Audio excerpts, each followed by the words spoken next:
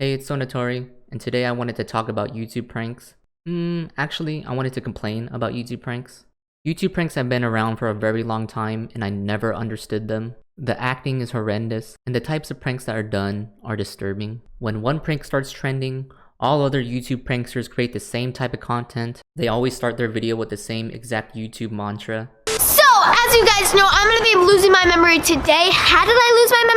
Hey, good morning, Garner Gang. If you guys are new here, my name's Nate Garner. You guys are the Garner Gang. Don't forget to smash the subscribe button. Yo guys, it's Morgs, and today I'm going to be doing one of the most savage pranks I have ever done on my girlfriend, Tamsin. I am going to be being mean to my girlfriend for 24 hours. And to make things even more intense, this is literally the first time I've seen Tamsin in 3 months since the start of lockdown. Haven't seen my girlfriend for 3 months. Should I spend some quality time with her? Hell nah. You fucking idiots. I'm gonna be mean to her for 24 hours. I don't know how she's going to react to this, guys. Emotionally abusing your girlfriend? I have no idea what would happen either. But if I had to make a guess, she's probably going to kick me out. Real quick, just before we start, if you are new here, please hit that subscribe button down below and comment down below what other videos you want me to do with Tamsin. Or what other pranks you want me to do. I got a new prank for you. I beat the shit out my girlfriend prank. Gets emotional. Hello Team Mum and welcome back to another video. As you know, my son is Morgs and today I'm going to be pranking him by making him think I've lost my memory. But I know that Morgan loves me more than anything in the world. Even more than Fortnite. More than Fortnite?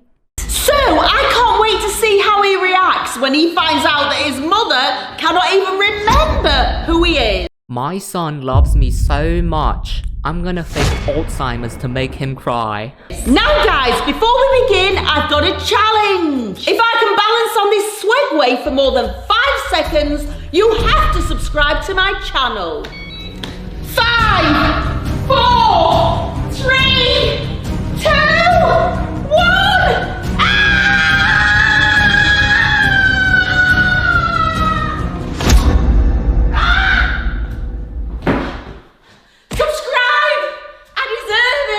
It's not a YouTube prank video if you're not using that fake YouTube energy. If you think this type of content is disturbing, wait until you find the sexual pranks. For example, the Pringles prank, where dudes put their dick in Pringles cans to get their girlfriends to touch it. Pringles prank on girlfriend. Pringles prank on girlfriend, hilarious reaction. I love how this guy literally copied and pasted the same exact title on someone else's video that was made 2 days prior. My dick got hard in front of my girlfriend, and she did this. Gets freaky. Rubbing my brick on my girlfriend to see how she reacts. Gone wild. Waking up brick prank on my girlfriend. Cute reaction. I'm glad the reaction was cute. The undertones of these videos are also emotionally abusive. Examples include, I lost my memory prank on my boyfriend. Gone too far. Cheating with the door lock prank on boyfriend. He hit him.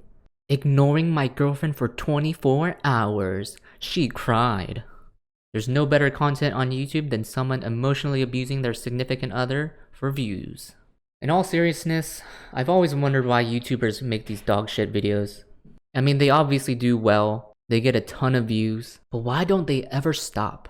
How can they in good conscience keep making content like this and decide, you know what? I'm gonna keep doing it. Out of all my years on YouTube, I have never come across a YouTube prank video that I liked, or a YouTube prank channel that I didn't find atrocious. I think I finally figured out the enigma of the YouTube prank meta that has plagued the website for so long, and I have prepared a short little thesis on why YouTube pranks shouldn't exist. YouTube pranksters attempt to make a practical joke to elicit an emotional reaction that is entertaining for viewers, but unlike real-world situations, they are bound by internet criticism and the YouTube algorithm. What I mean by that is when you pull a prank on a friend or a family member, you're doing it to get a genuine reaction. You're not playing towards an audience. So if you wanted to make a fake Alzheimer's prank on your mom, it would be an asshole thing to do, and you shouldn't do it, but it wouldn't be as horrible as doing it for the sake of views. I'll go into more detail about internet criticism and the YouTube algorithm in a bit, but first, let's take a look at the history of YouTube pranks and how we got to this monstrosity that we see today. Who is the primitive YouTube prankster? The patient zero of YouTube pranks that paved the way for all other fuckers to join in on the mess. Well, if we're talking literally the first prank video to be uploaded, patient zero could be considered to be Greg Benson of Mediocre Films, who uploaded the first prank video to YouTube on October 11, 2006. However, his content wasn't that sexual or emotional abuse that we're used to seeing. Therefore, I think patient zero of YouTube pranks is the prank versus prank channel run by Jesse Wellens and Jenna Smith, which is now run solely by Jesse as they split up. If you look at the channel's history of pranks, you can see the same sexual and abusive undertones that we're used to. They also had another channel called BF vs GF, which is now solely run by Jenna, and they also pulled pranks on that channel. I like this Oreo cookie prank where Jesse puts horseradish into an Oreo and then gives it to his girlfriend to eat. To the average viewer, this is obviously fake because the acting is so terrible. Also, even if he was hiding the camera, as a creator, you know you're a prank channel. So when someone's starting to be suspicious and you think it's going to be a prank, you have to go along with it. Something even more ridiculous about YouTube prank channels is that even if you were completely blindsided by a prank and you had no idea that you were about to be pranked, like you were just having some alone time or working on editing or taking a shower, basically just trying to live like a normal human being off of the internet for once, if someone pranked you and pissed you off, you would still have to put up an act, all for the sake of YouTube views, because you know that you have to make content. In the realm of YouTube pranks, there exists a paradox where to avoid severe scrutiny, you have to maintain a balance between what's fake and what's real. You will always receive criticism on whether a prank is fake or real. A good example of criticism that YouTube pranksters face can be seen in the rise and fall of FouseyTube, most notably known for his social experiments. What an excellent time in YouTube that was.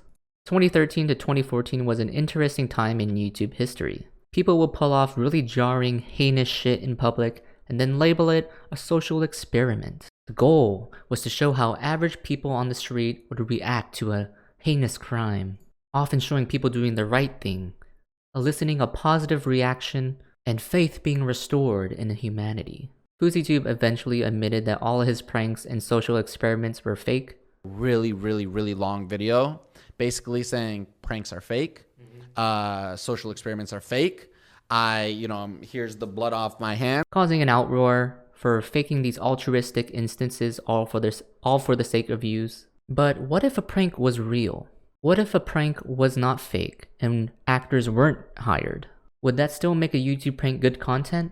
The answer in my opinion is no. Another popular social experimenter during the same era as FouseyTube was Sam Pepper. Y'all remember him? He was that one guy who sexually harassed women in public and received heavy backlash. And then he tried to come out and say all of his groping pranks were all part of a bigger social experiment, and he wanted to shed light on male sexual harassment. Men can also be the victims of sexual harassment, even though you might be led to believe that's not true. This is an example of a YouTube prankster doing something real and not fake, actually groping women in public.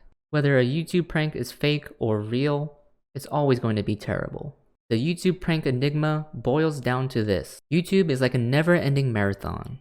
You just continually grow, gain subscribers, get more views, and get more revenue. And YouTube pranksters are the competitors. YouTube Algorithm-chan is the overseer of this marvelous event, and you must please her in order to do well. To please YouTube Algorithm-chan, you need to be creative with your content, aka you need to make some dank-ass pranks. The two factors that YouTube Algorithm-chan wants you to focus on is click-through rate and watch time. Dressing up in hospital gowns and faking trauma? Hell yeah, that's what we like to see. Need to increase your watch time? Don't worry, YouTube pranks are built for this. Make a long intro explaining your prank, take your time setting up the prank, and put the climax of the prank at the end of your video to ensure that your viewers watch the entire thing.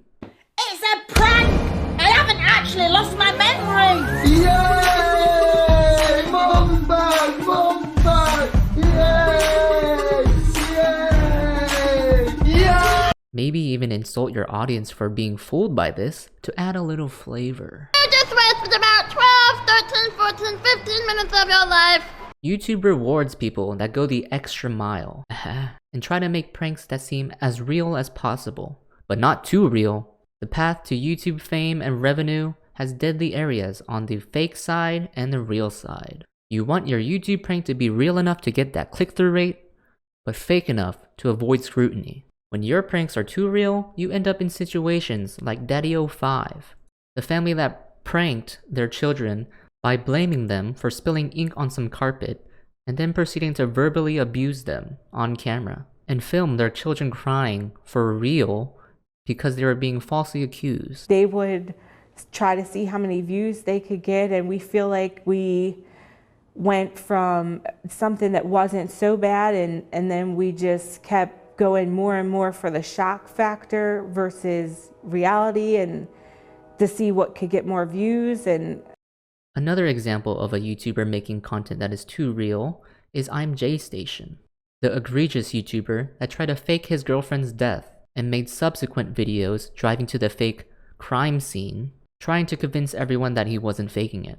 When YouTube pranks are too real, they're often faced by heavy backlash, the law enforcement will get involved, and they're instantly determined to be terrible content by the YouTube community. On the other side of the spectrum, being too fake with your content is an area that YouTube pranksters don't want to be in. If your content is too fake, it can lead to people losing interest. The best example I can think of is FouseyTube, when he faked all his social experiments. When content is too fake, it's disingenuous. YouTube pranks are a balancing act of being just real enough to get children and an impressionable audience to watch your content, but at the same time being fake enough to let your audience know that you're just joking.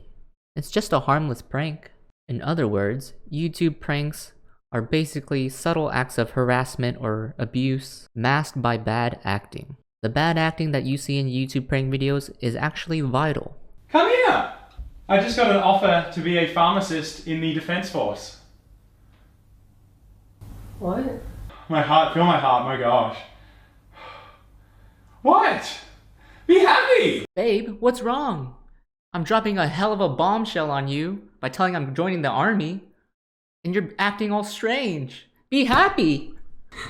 Hey, stop. Why are you crying? Oh my gosh, okay, Katie, I'm just joking. I'm sorry. Hey, stop, I'm just joking. I'm joking. Stop! Sorry, stop. No, don't cry. Oh shit. Hey, why are you crying? Stop crying! Stop!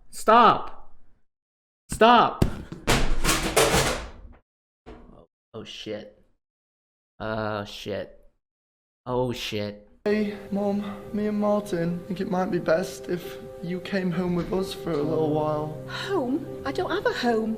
I think I live here. I don't want to come with you. I don't know you. You're strangers. We're not strangers. You can trust us. We promise. We're not gonna hurt you. It's what's best for you. We just want to do everything we can to try and bring the old Mum back, the one that we both love so much. You love me. I do. I just don't want. I just